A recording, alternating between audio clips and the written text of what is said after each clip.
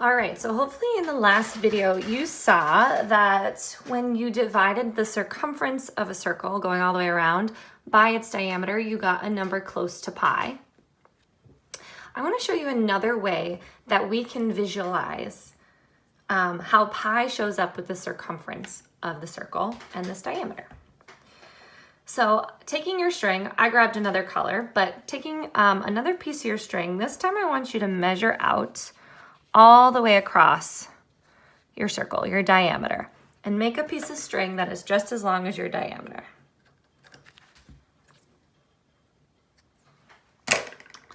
Then copy this string 3 times, 2 more times. So you have 3 strings total. So pause and come back when you're ready.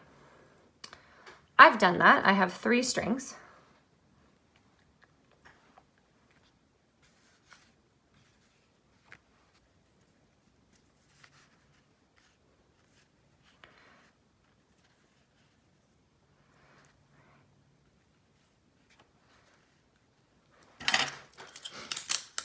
So this blue string is the length of my diameter. I'm going to start wrapping it around my circle.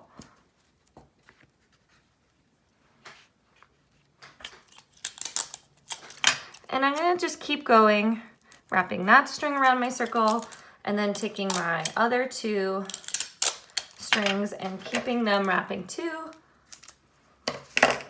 Right, wrapping again where this one ended. I'll put them in that beginning of my next one. Keep wrapping, keep wrapping. Doing the best I can to make it fit on your circle, but you guys take your time. You always know you can pause me.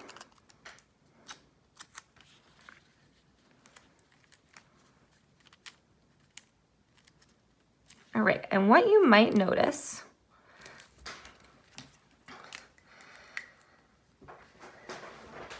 is that 3 of my diameters, this blue string, was about the same as my circumference. It almost wrapped all the way around. Do you see that? So it almost, if I use 3 diameters, it almost gets me all the way around.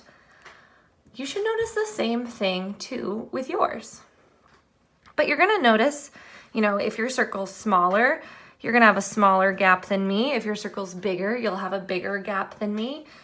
But you're gonna notice a gap here that you wouldn't be able to fit another full diameter, but there'll just be a small portion of that diameter left over. This is that extra 0.14. So it would take us an extra 0.14 of our diameter to complete our circle, this extra portion. Because it doesn't take 3 diameters to get around.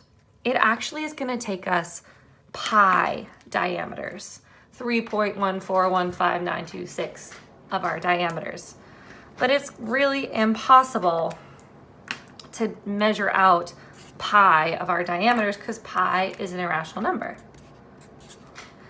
But you should get close enough with seeing that it takes at least 3, and then that little bit more is that extra. So that's where our formula for circumference is going to come from. See you in the next video.